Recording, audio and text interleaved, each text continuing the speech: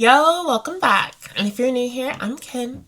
Welcome to a April Reads wrap up. I don't know if I'm questioning that. I don't know how to call this, but April Reads wrap up.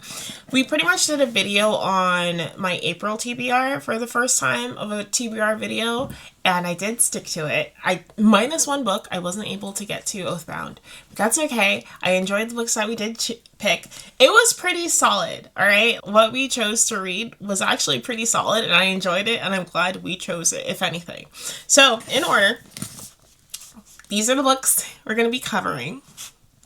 I will do a quick summary without doing spoilers, and then the personal reflections. Slight warning, I feel like it does contain a little bit of spoilers because in my personal opinion, I feel like just based on my reactions, you're able to guess a lot of what may or may not happen if you're very good at guessing what happens in books. I don't know.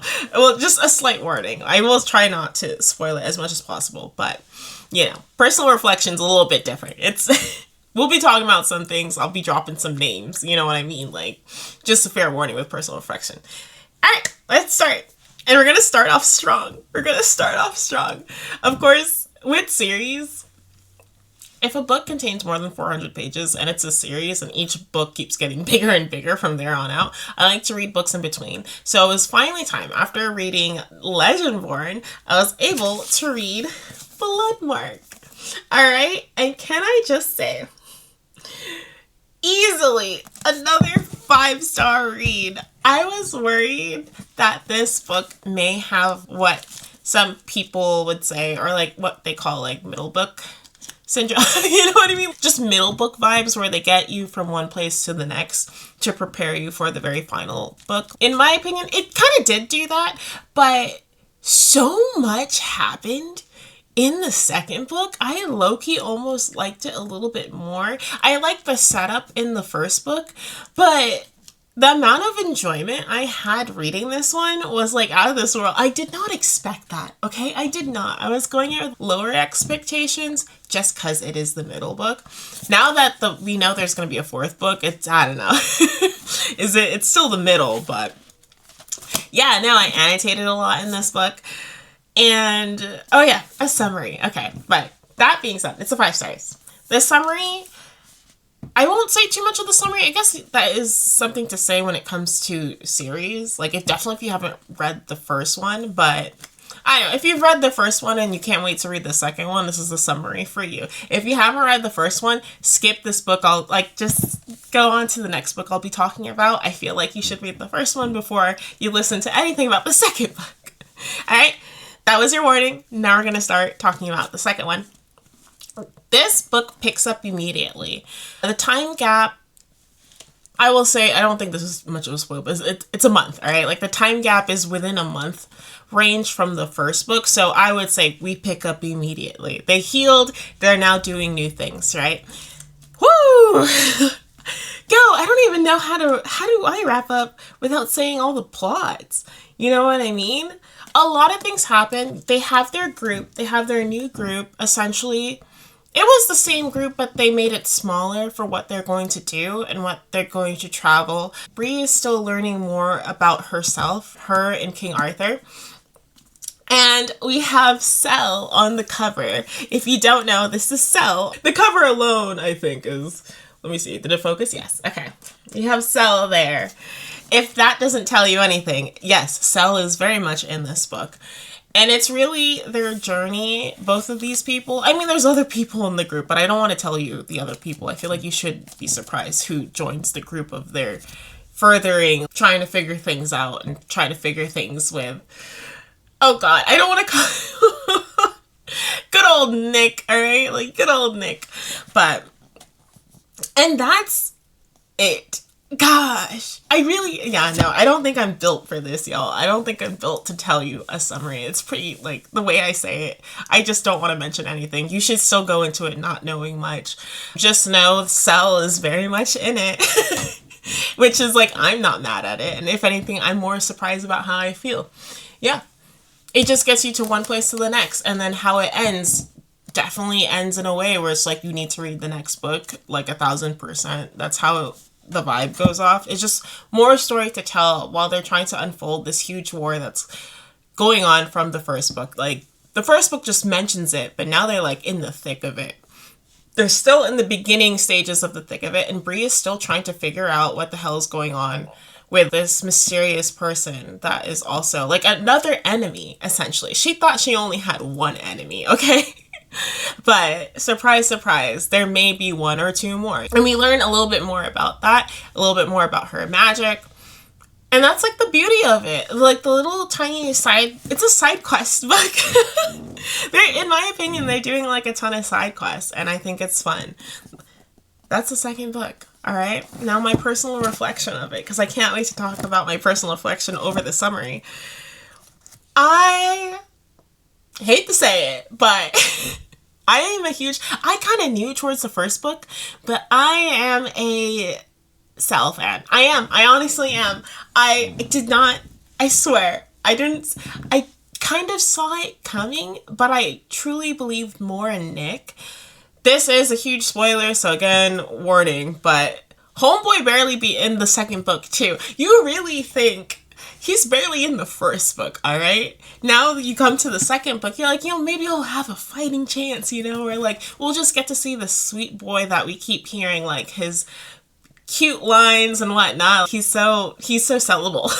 I don't know if that makes sense. But, like, he's in here.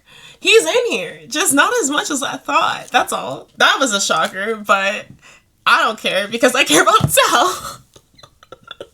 I didn't think I would feel this type of way, y'all. I really didn't. I think it was officially until I read this book that I see why people claim to have book boyfriends. I'm not saying he's my book boyfriend. I'm just saying he's attractive. I'm just saying I see what the girlies are talking about, okay? I'm just saying I get it, all right? I get it. There's a print I really want that happens in this scene. I'll link it below because I think you should know this artist. She does beautiful prints of the characters in the whole Legendborn series, and how I imagine the characters is exactly how she drew them out. So I really want to show it. I'll just post the link down below. I'm going to get a card between Bree and Sal, like a print, and I want to have it as my like official bookmark when I start reading the rest of the books. And I can't show you because wow, such a spoiler. Like, it's a huge spoiler. A huge spoiler is the print, so I'm not going to show it. But if you already read the book, definitely check out her prints. I love this series. I love the whole series. I'm into the Arthurian legend. I even like looked up a little bit more. It's still pretty, it's all over the place. And then I stopped looking it up. I was like, you know what? I like how Tracy Deonn is doing the whole retelling and like heavy aspects into it. I get it now. Like you understand so much of the characters. They don't remind you of things or flashback. You know what I mean? She doesn't retell the first book to you. We're moving on. All right. You should already known what happened in the first book. You should already know to a certain degree the powers or like what people can do. Like, she's not going to retell everything to you. And I appreciate that. If you came into this book after a year's gap, then I kind of feel bad. But her books so far, first and second one, are super rereadable. I feel like you should be rereading, or you will learn other things, or like you will catch things even better the second time around. Even just rereading some passages, I was like, wait a minute, hold up. All right. We knew since then. I loved it. I feel like I can talk about more. I even want to do like a separate video on it, but because the fourth book is not out, I don't want to. And it is definitely those that you should just experience on their own. You should experience and have like less spoilers as possible.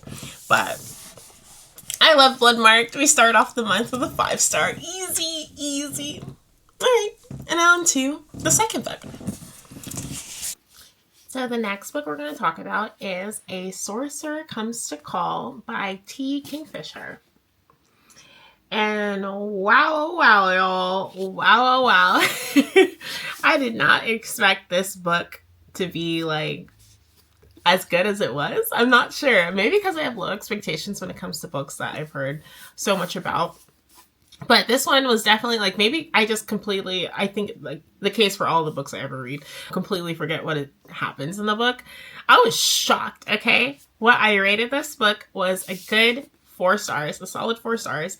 And that being said, for this book specifically, and this type of book, with how much emotion there is, or just like the type of characters and what the characters go through, as a reader, I'm realizing, I mean, I guess I'm not surprised, but also surprised. I guess I just really like sad books.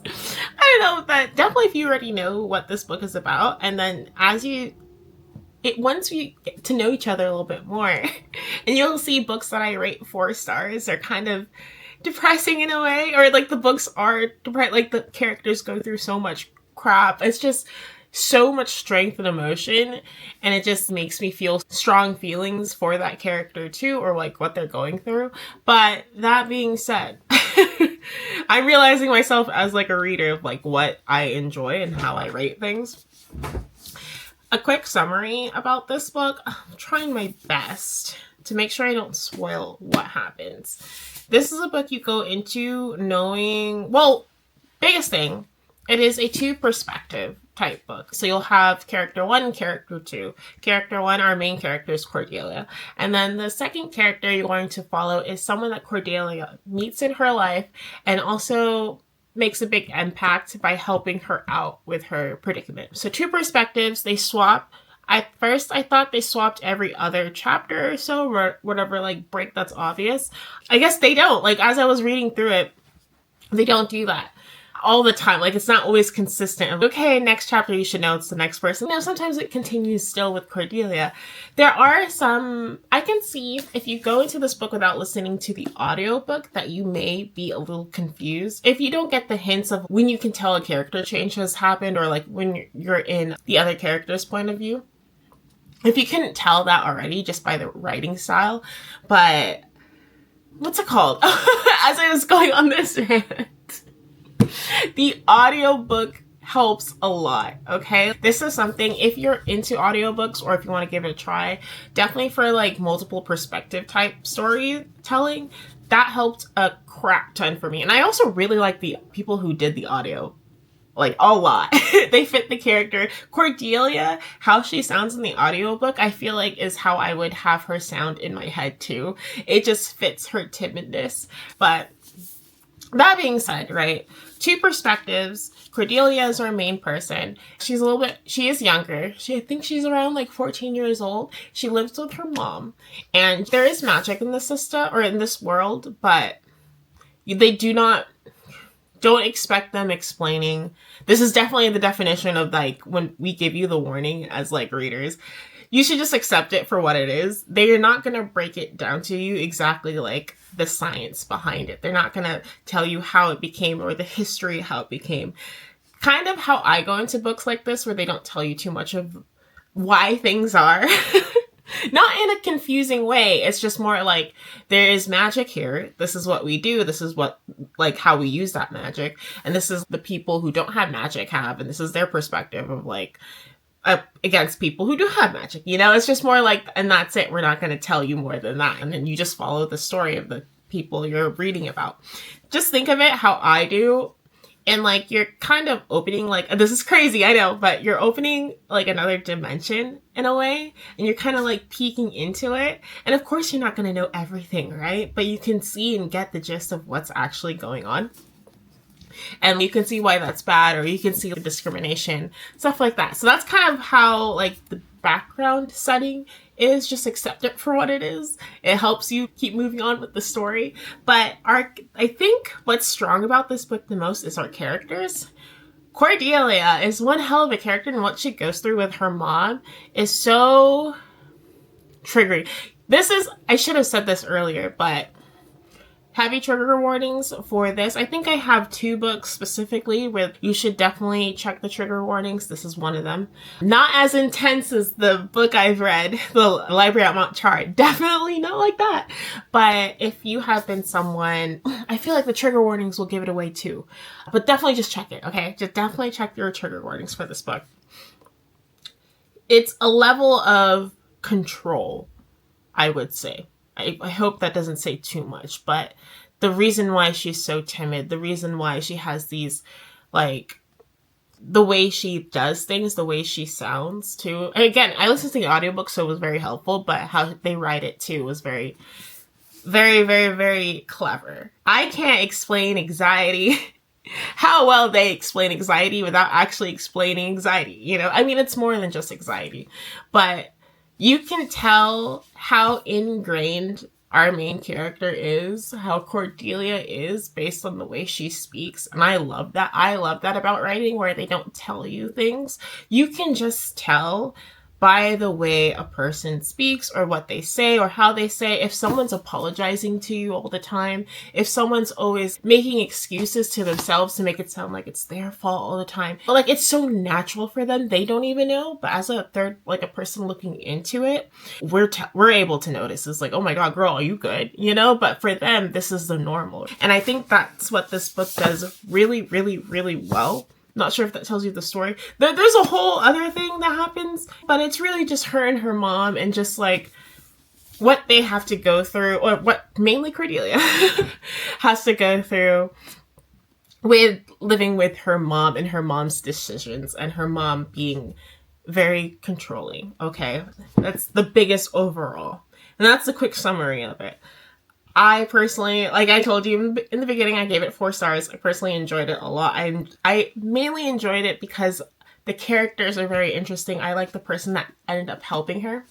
This is the personal reflection part, by the way. I'm so bad at this.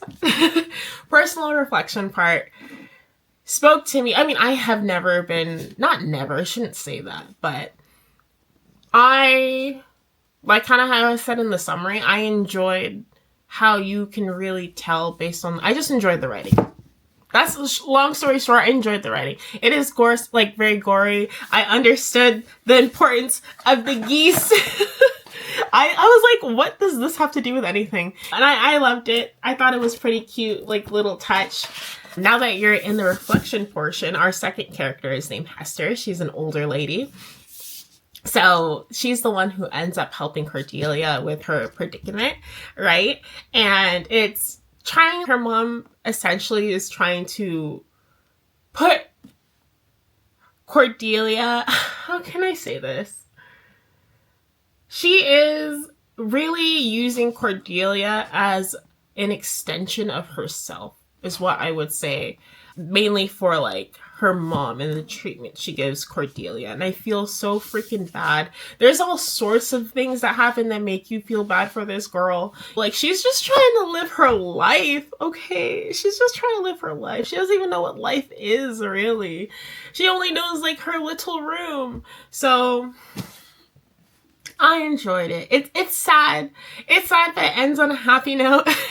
Or it ends on a not so sad note, if that makes you feel any better. She's already been through so much, like, please, at least end it on a good note. But yeah, I really just tell you, like, it's not like I enjoy sadness. Please, I'm not trying to say I enjoy my characters struggling and suffering, but I just enjoyed how the story was freaking told, you know, that's all. It's a beautiful story. I wish we got more into the magic system. I wish we dove deeper into that, but I don't think that was the point. I think magic was a huge thing, but I don't think it was the overall point of the story. Though it was neat and cool to know that magic exists, and some people knew it always exists, but it was such a long time ago that it kind of died out in a way. All these great sorcerers live here, but we just don't know where, and they don't, of course, for very obvious reasons, they don't show it because they may or may not get hunted down, or like all sorts of things when it comes to being different in the community. But yeah, Sorcerer Comes to Call, a solid 4 stars. I enjoyed it right after. I was on a roll at this point, okay? I feel blessed for running into books. Maybe because I picked them knowing I will, definitely if I bought it, I picked them knowing that knowing myself that I should enjoy a story like this. And so having the 5-star read for Bloodmarked and then a 4-star read for Sorceress Come to Call, like, I was pretty happy. Yeah, alright. That's a Sorcerer Comes to Call. And now, the next book I read, which was very, very, very exciting, because I heard so many things about this one. Dark Matter, y'all. Dark Matter by Blake Crouch, I believe. Blake Crouch, is that how you pronounce it? Woo! High expectations. All right. I have seen so many of my favorite YouTubers, and I don't watch a lot of other media, that's why. But that's why I only say YouTubers. I watch so many that rate this like up to 5 stars. And maybe I had an expectation. I knew I shouldn't have. I know I shouldn't have had such high expectations, but I was like, okay, this is something that a lot of people enjoy. This is a lot of people rate so highly. Do not get mad at me for saying anything, okay? Like, do not. What I rated it overall was a solid 3.5 stars, which is my first half. I told myself I didn't want to do halves because I don't know. For my personal rating, I was like, you're either a 3 or you're a 4. But nah, this is not, it doesn't, for me when I read it and then how much I reflected afterwards. Maybe after I was done reading it, it felt like a 4-star, but overall, like when I sat down and actually thought about it, I was like, nah, you're like a good 3.5. And I'm not that strict with my my reading scale, with my ratings. But honestly, maybe because I'm so accustomed to different types of stories that are somewhat similar, or maybe I want more out of the story, I would make it a little bit higher. But for what it was, it's a solid 3.5. I'm happy with my 3 stars, okay? Almost damn near 4 stars. But when I think about my 4 stars, like a Sorcerer comes to call, I mean, they're 2 different books completely, but how this made me feel versus how this made me feel, it just belonged a little bit, like, I didn't feel it deserved to be right next to this book in my opinion, all right? But yeah, 3.5 stars, don't be mad at me. Quick summary. Shall we do a quick summary? Dark Matter. Woo! We follow a man. And let me tell y'all, okay? Another book I listened immersive reading, doing audio and physical. Another book I highly recommend doing the audiobook for. I enjoyed his voice. It kind of scared me because out of all the audiobooks I've listened to, the last time I've listened to an audiobook with a man with a deep voice was The Hobbit. Okay? And that was a very specific voice, which was that very famous actor, and I love him so much. So to hear just a guy talking scared the crap out of me. I pressed play. I don't know why I didn't tie 2 and 2 things together, and let me know if you're kind of the same way to all us audio listeners. I almost scared myself. I was like, whoa, who's the main character? I was like, it's the guy. It's the guy who's the main character. Wow, this was a fun ride. I will say that. This was a fun ride. You follow this man. He's just living his family life. All right, he's living his family life. He attends a party for a friend. This is the very, very beginning, okay? So don't worry. The beginning is not much. But something happens to him at this party that separates from him and his family to the point where he is scared that he may not see his family ever again. So that's like the beginning. You should go into this book knowing not much. It's more of just like the overall theme and feeling of being happy for what you have, I feel, is what this book is about. But that's how the story kicks off. And I feel that's all you just need to know, because I feel you can kind of guess, definitely with family movies. I mean, I keep thinking I'm more of a movie person, but when it comes to a person who loves their family and they leave their family or are taken away from their family, I feel like the goal is to go back home, right? It's not much to guess there, but it's how they come back home and the experience and the journey of what happened. And if you still wanted to come back home in the first place, right? So you kind of get to realize, or you follow his journey through, 1, understanding what the hell happened to him, 2, understanding like the world he's in now, and then I'm making a list when I don't even know what number goes up to, but the people that he meets along the way, there's not that many characters, so I shouldn't really say that. Maybe there's like 1 or 2 characters you get introduced, but they're just along for the ride. They're not the main. The main is him and his family. It's mainly him and his family. There is physics that talk about what happens, the event that happens, and I feel that shouldn't hinder you too much. I'm not a physics person. I love science, but I'm not in that field of science. I'm not in the field of physics. So it does bring it up, but don't have that scare you at all. Just treat it as like a hard word you kind of skip. If you look up hard words, we can't relate. But kind of treat it like that. Like, it can't help, but you don't need to understand the science to enjoy the ride, all right? That if you are into that field, you may like it. I don't know how true it is, or this is the wrong perspective to listen to. I can only imagine a person who actually understands physics will either geek out about that portion or be like, okay, this is the basics. But as someone who's not familiar with it, you can live with by reading it and being like, okay, cool, and then move on.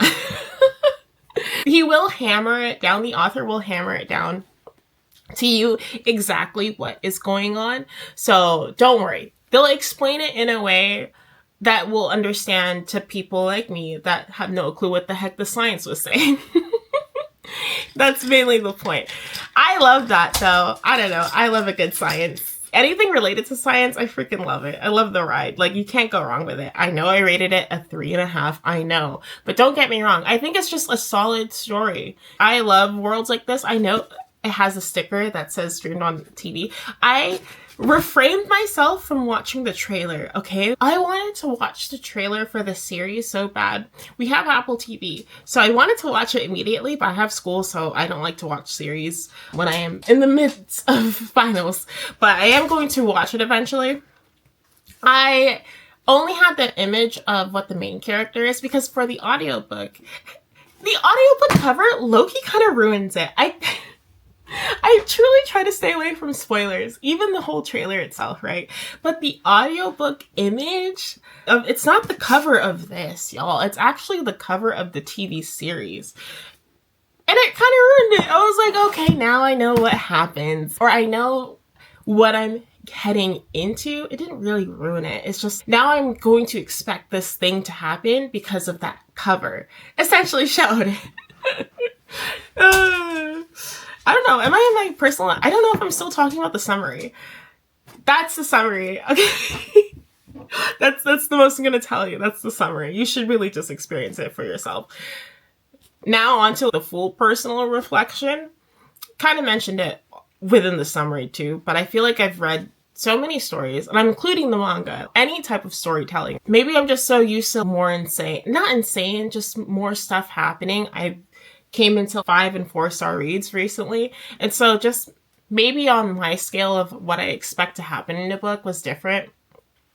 And maybe it's been a while since I've read a book that does focus on the family portion. Like, I love that he gets to explore all sorts of things that happens to him. I like the world building too. It's very subtle. It's nothing crazy. I like how straightforward the format is to you about what you see. You can actually visualize it. Like, this is not a big book, okay? So considering the amount of things you're going to witness on his journey, trying to get back to his family, and then the world building between trying to, between the other things that I don't want to say it, but I think the book does a really good job, and I see why people rate it so high. You can do all that within a few pages is pretty impressive in my opinion. And then he self-reflects a lot. The main character self-reflects a lot. Which he only has himself really, and you kind of lose track of what reality was. I kind of think to myself like, damn, do I love my partner enough? Do I love my partner enough to do the same thing he's doing? Of course I would. Right? Like, I don't know. He doesn't watch my videos. It's fine. But it's just funny. I was like, oh, what a good husband. Like, what a good husband. Faithful till the very end. Speaking of endings, I couldn't guess the ending. That was crazy. I kind of guessed it slightly a few pages before. I'm not the type of person that likes to guess what's going to happen while I'm reading. Maybe I'm just not thinking much. Maybe I'm not thinking much in here, but I'm just flipping pages. I finished this book in 2 days, which is kind of crazy. I can finish books in a day, but I stayed up till 3. That's always my time before I go to sleep if I'm reading a good book. I stayed up till 3 a.m. reading this book. Like, this is a page turner. Again, I see why people rated this book so high. I feel like I should have rated it higher for that very reason. But I mean, props to you if it's a really good book to turn the pages. Very easy. Again, the science portion is, don't make that stop you. You can quickly skim it and then Continue. I just wanted to know how it ended, and I was pretty proud of myself that I was able to guess what was going to happen. Just like maybe 2 or 3 pages before they actually say it. But, you know, again, I don't guess a lot during my journey of reading a book. I just like, oh my gosh, and then what, you know? And then what? Like, I don't even give myself time to think. I just want to know what happens next. Yeah, I feel like I spoke a lot, or I spend a long time. We have a couple books to still get through on Dark Matter, but Dark Matter is really good. I can't wait to watch the series, and I hope it lives up to it. So, side note, speaking of series, they came out with a trailer, and speaking of Apple TV book, right, or, you know, what they're doing right now, Murderbot is supposed to go out. I have the first book, and now I have more of an incentive to get the rest of the series, because they have a book set for it. I want to read it before Murderbot comes out. I'm excited. Apple TV, damn, I would not expect to like so many things on Apple TV, but they're doing a lot of sci-fi stuff, so I'm for it. All right, moving on to the next one, which I'm personally excited to talk and scared to talk about. The Book Eaters. Okay, this is a book. Oh, who's my Suni Dean? I think it's Suni Dean. So The Book Eaters. Am I focused? Yes. This was so epic. I think 4 stars. Yeah, no, yep. I'm looking at my rating scale where I my personal thing, and 4 stars. And see what I'm saying? If you've read this book, then you're gonna be like, Kim, really? Like it was pretty messed up, Kim. Some things happen in this book. This is the second book on the list where I'm like, trigger warning, trigger warning, trigger warnings. Please read what the trigger warnings is. I actually think they say it too in here, or they address it. Either that, or it was another book I was reading where they had to address it. I think the audiobook. So I listened to this on audiobook and the physical. This is a book I just randomly choose. I rarely, this is weird to say, but I rarely randomly pick random books to buy, because in my head it's like, well, if I'm going to do that, I might as well go to a library. If I don't know, I don't want to spend money on it. If I know I'm not going to like it, kind of, or at least like it to a certain extent. But this was one of the very few random books I just chose because of the cover and the title. And once I read the synopsis, is very interesting to me. And I didn't realize how dark. Y'all, I didn't realize how dark this book is, okay? It's low-key really dark. Not even low-key. So, a quick summary. A quick summary. You follow a woman, right? You follow a woman. I want to tell you her name, because her name is Devin. Yes, you follow a woman named Devin, and you follow her child as well. That's how you kind of start off the book. And they are what you call the title Book Eaters. I really want to highlight this book a lot in the way how they told a story for, if you enjoy, okay, let me restart. If you enjoy books, if you enjoy the feel of books, if you enjoy the smell, everything about books, the atmosphere, the stories you read, old, new, the stories you hate, like the texture of the paper, the texture of things that you hate, like a mixture of love and hate books. I feel like this does a good job, but they made it into a story, like a creepy story. They did it where we have essentially book eaters who eat books, and they give you the background of well, actually, no, it's all up in the air, but the purpose of why these book eaters were created in the first place, it's very interesting. It's very not touchy, but it's bold to go into, in my opinion, that deep behind the reasoning of a book eater and not dive more deeper into it. It's just like, well, we're going to address what you all are probably thinking. Why did they exist in this world? So they do address it, but they're also like, I don't know. They're like, yeah, they're in this world for this reason. But honestly, it's kind of still up in the air. I'm like, that's kind of bold of you to break down what, I don't know. I thought it was pretty funny. I liked it. I love lore. I love a good lore. And so even just touching on it was pretty interesting. But they live amongst humans. And you follow the journey of Devin with a condition that her son has, that her son really badly needs a very specific drug to continue being the way he is, or to be sane. I don't want to say much. You really need to go into this knowing all the books I mentioned, but this one specifically shocked me.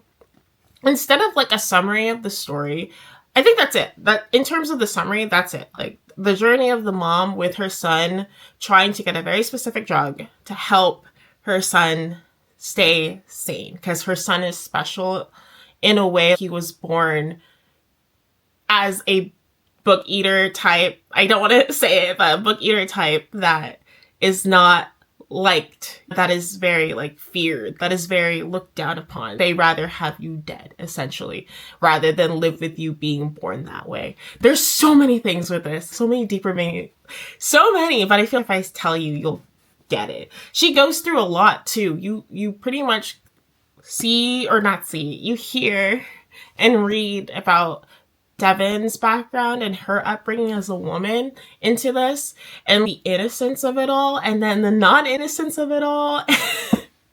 Yo, I feel for her. I was like shouting. I was like, you tell him, Devon. You tell him, all right? You break the cycle, okay? You go, girl. Very powerful. It's so crappy. So crappy what you're about to read, though. Huge trigger warning. Huge trigger warning. But, you know, those things do happen. That type of crime and act does happen in the real world, not just in the stories, but it does happen in the real world, which just makes it more painful. But it's just really, she just didn't know what was okay and what was not okay. She was sheltered, all right, until she realized things didn't add up anymore. Things weren't okay anymore. When you're like, wait, that doesn't make sense. We all have this realization in life, but definitely if you're growing up from like kid to teenager to an adult. So if you're like in a very controlled, very specific environment, that's really rough and unfair. Definitely if you were born a woman. Definitely you were born a woman. So it was very similar to the now here and in the book. She just had a wake up call and she had to learn it the hard way. And other hard things she had to go through. But a solid 4 stars. Solid 4 stars. This is also now leaning more into personal reflections, but there's passages and like, I wish I saved it, but I enjoyed more that they have quotes. They have quotes from other books. They're not just talking about books, but they have quotes from like The Lord of the Rings, yo. There's some Easter eggs in here. I mean, they're not super Easter eggy because they will say like what book and what author said this. But if you truly enjoy it, there's a line in this book. Let me see if I can find it. It's pretty funny. Okay, I found it. I don't think this spoils too much, but I'm just saying the way they use books to describe things happening in a scene is wild to me. So, with no context, this is saying, yes, Devon said, and shredded his throat like a cheap paperback novel. With no context, I know, it doesn't sound that crazy, but in the moment, I was like, damn, like a cheap paperback novel.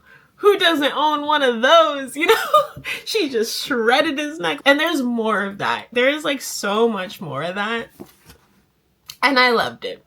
I loved it. Besides the sad crap that Devon had to go through that I already explained to a good amount of detail at this point.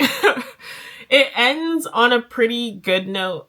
If I remember the ending, I'm pretty sure it ended in a way that I was satisfied. I haven't read a book with a horrible ending yet, and definitely this was not one of those. I enjoyed it. I enjoyed the characters. I enjoyed the world. I enjoyed how I felt about it, about being a woman. And this is the stuff we go through. This is, gosh, I love the fairy tale aspect of it, of like feeding women or feeding kids. Oh gosh, they touch this a lot. But essentially, again, these are book eaters, right? So they're going to be eating books, but who chooses what they eat? Your parents. Just like how when you're kids, your parents choose what you eat. And so for the women, and the little girls, they fed them fairy tales. They fed them these cutesy stuff. But for the men, they were feeding them the horror. They were feeding them like more tougher things, not like the beautiful princesses. Girls were always fed the princesses. The guys were fed all sorts of stuff that's nothing related. So it's just stuff like that. It's so cool. You can pick this book apart. I feel like this would be a very good book club book, as long as you guys all are aware of the trigger warnings, because it's in here. But once you're aware of that, I enjoyed it. I thought it was worth the read. I would recommend it to a very specific crowd. Hard to recommend books with huge trigger warnings, but yeah, be cautioned. And once you're aware of it, then yes, please proceed and let me know if you enjoyed it. I enjoyed it. Like, this was a great month so far. All right. Now we're going into what I'm kind of excited to talk about. My first full romance novel book that we chose, that I was shocked that we chose. If you know how I feel about romance, I just don't like it being the whole point of the book. And I'm only saying that because I haven't ran into a romance specifically, that sold me. That's all. I'm just not familiar. There's so many different types of romance and storytelling, with romance being the main focus, that I just haven't ran into it. And so far, the books I've had ran into it was not for me. I was like, oh, maybe this is not for me, until I read This Fatal Kiss. Okay, This Fatal Kiss by Alicia Jask.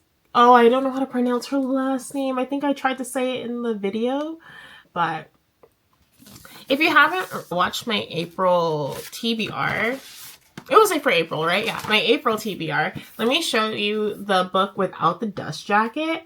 This is very important because I didn't tie it in while I was reading, and I was listening to the audiobook for this, by the way. I feel like you can live without listening to the audiobook for This Fatal Kiss, in my opinion. I think you'll enjoy it even more, but I don't know. I think the audiobook was okay. I enjoyed it more without listening to it. Yeah. But I didn't tie it to it until I was actually staring into the characters. But my gosh, this is what the characters actually look like, and it's crazy. So you really should read it at this point. They're not just there for effect. I thought they were there just to be pretty. No, that's what the characters they were describing look like. I was like, geez. Well, my bad. This was fun. This was a beautiful book. So for this book specifically, it is in Slavic folklore. Sorry if I'm butchering it. I'm so sorry. The audiobook helps you a lot with the names, but because it's specifically in that folklore, they use the character, places, spirits, like a lot from it. They do break it down to you. It looks like this. Hopefully it's not saying too much for you, but they do break it down, like pronunciation, a whole guide, or like what this means in translation to what this means. I freaking appreciated it. So you didn't need the audiobook, but the audiobook does help. So we follow a character named Gisela. She's our main girl, essentially. And again, y'all, me and dark stories. Me and dark stories. She is a water nymph, okay? And if you're not familiar what water nymphs are, or this may be just very general, right? Like, they go more into depth about who's who and what it truly means. But it's young women, or they don't have to be young, but most likely young women that meet their final ends or deaths in a very tragic way. Whether it's themselves or it's from another person, but they die near a body of water and they become like a water nymph, right? There is more to it, but these are young women that had a tragic death. So when you're introduced to other characters who are also water nymphs with Gisela, it's just, damn, you know, like a lot of them, and they do bring it up in the story, they're just like, you're very curious of like, so how was your end? It's so sad. It's such a sad topic to even think about, but they're there now. But you follow her, and I will say, the world building is very beautiful, in my opinion. Oh, I don't even know if I told you this. My rating. I want to tell you my rating, so it makes sense, but 3.5 stars. 3.5 stars. I thought this was going to be a 4-star until I got to the end. It wasn't a bad end. I was just shocked, okay? But we'll get to that soon. But 3.5 stars. Solid 3.5 stars. Almost 4 stars. Damn near 4 stars. I could imagine everything from how the description, like, they don't over describe, and it's not, by no means, there's no beautiful writing. That's not like a burn or anything. I feel like there's not any of that, like, very beautiful poetic writing, in my opinion. In here, it's just they're very good at describing the scenes, and the character dialogue feels like real character dialogue, which is always props. If your characters actually feel like real people, that's always a prop. And how they interact with other characters. Beautiful, right? The audiobook almost made me annoyed with Gisela, so that's why I don't recommend listening to the audiobook, because you might feel more annoyed. When I stopped listening to it, I was like, no, she's good. She's all good. You follow her, and she really, really badly wants to become, I feel like this is saying a lot, but this sets up the whole thing. She really wants to become human again. She also she does not remember how she died. So we have a little bit of figuring out if she cares enough. In a way, she doesn't. And she tells you why. And I don't blame her. I don't think any of us blame her for that. For not wanting to remember how you died a horrible death. But all she knows is that she had a family back home. She had a whole family that she left behind because of this horrible thing that happened to her. And so it's like reflecting a lot about your life, your value of life. Did you actually care about it in the beginning? Stuff like that. It is a romance though, right? So we have that dark portion of it. It is a romance, and you can only imagine what the reason for the romance is. I was kind of surprised who the characters, or like what character type ends up being the romance. But I will say, for a romance book, she meets two other guys, and we got some, I love it. Everyone loves everybody kind of thing. Like, they're all bi. I think they're all bi. I'm pretty sure. I could be wrong, but I think they're just more open to their sexuality. They're all open to their sexuality. The 3 characters in mention. I didn't mention the 3rd character too much, but we won't mention him. We won't mention him too much, all right? There's a reason why I don't want to, but yeah. I love that. I mean, I had a great time. That being said, for romance, it's actually super subtle. And that's saying a lot for me. Because remember, the type of reader for me, I'm not, like, after reading Fourth Wing, I realized very quickly I'm not, like, a smut reader. I can handle a little bit, but no more than 2 scenes. Like, I don't want it to be the whole thing. You know what I mean? Or just, like, that's what we're waiting and leading up to. It better be freaking good. We're not cringy, but I just could care less, in my opinion. Like, at this point of stage, I want you to work for it. I don't want it to be immediate. And so best believe this book, none of that happens. So if you absolutely want to avoid smut, like, it doesn't happen. Sorry, spoiler alert, it doesn't happen in this book. But the level of romance, it's definitely slow burn. And honestly, to the point where I'm like, wait, do you actually love him? Do you actually love her? Or is this more, they're figuring it out too. You're figuring it out. And they're figuring it out. And I thought that was pretty cool. I just like a slow burn. At one point, I was kind of like, oh my God, just confess already. But it wasn't like, just do it already kind of thing. It's just more, okay, we're almost done with the book, y'all. I think it's time. I think it's time to confess your feelings if we're almost done with the book. It was kind of like that. We're running out of pages, you know? Like, I was like, wait a minute, are we actually, like, that I'm gonna be more upset if you don't confess your feelings. We don't know who, I know, like, a lot of people strafe or don't enjoy a love triangle thing. I feel like it honestly just depends how the story is being told. And I didn't know if I would like it or not, and I thought it was just fine. Maybe because, again, the romance was actually super subtle. There were so many other things going on that the romance portion was just cute. It just added to the character building, and it helped us move along with the rest of the story. But going down to, like, my feelings about the book, I said a lot about my feelings about the book in the summary portion. I feel like I shouldn't even separate it at this point, but now we're going into more slightly spoiler territory for this fatal kiss. The ending is what I'll talk about. I love characters, everything, right? Like, I love them so much. I liked following them. I thought I couldn't care too much about our main character. I felt sorry for her, but I don't know if she was the most interesting out of the 2 guys. Honestly, the guy in the photo is more interesting to me about like his dilemma and his predicament, and the magic and the character, like all the creatures, all the spirits, they were fun too. But I was like, I thought she was chill, she was cool. Like she's there. I was okay following her storyline. I don't know if I cared about her too much, but she was cute. I don't know. Her mannerisms, her thought process, it was cute. And I get it. She's also young. Well, I don't know. I think she was around like 18 already at this point. But moving on from that, the ending, y'all. If it wasn't for the ending, you can read a really great book and the ending can really change your mind about a thing. I know for more experienced readers, this happens to you a lot more than me, but this is one of the endings where I'm just like, oh, come on. The ending essentially just meant that this is not a standalone. That was it. I thought it goes back to like, y'all, we're running out of pages. What about our third character? We only have a chapter left. Are we not even gonna bring up, like, do not tell me we're gonna drop the third character. He didn't exist. I truly thought that was gonna happen because I had no idea that this was gonna be maybe a duology or maybe no more than 2 books. I can't imagine this being a whole trilogy. The world is interesting already of like the spirits, but I can't imagine it being stretched to being 3 books. 2 books I understand, but I think it's one of those stories where it's like, if you were just one book, one big book even, you know, I think for the hardback copy, it only went up to almost 400 pages. No, yeah, 404. 400 pages for, like, add another 100 pages to wrap up the third character and you're good, you know?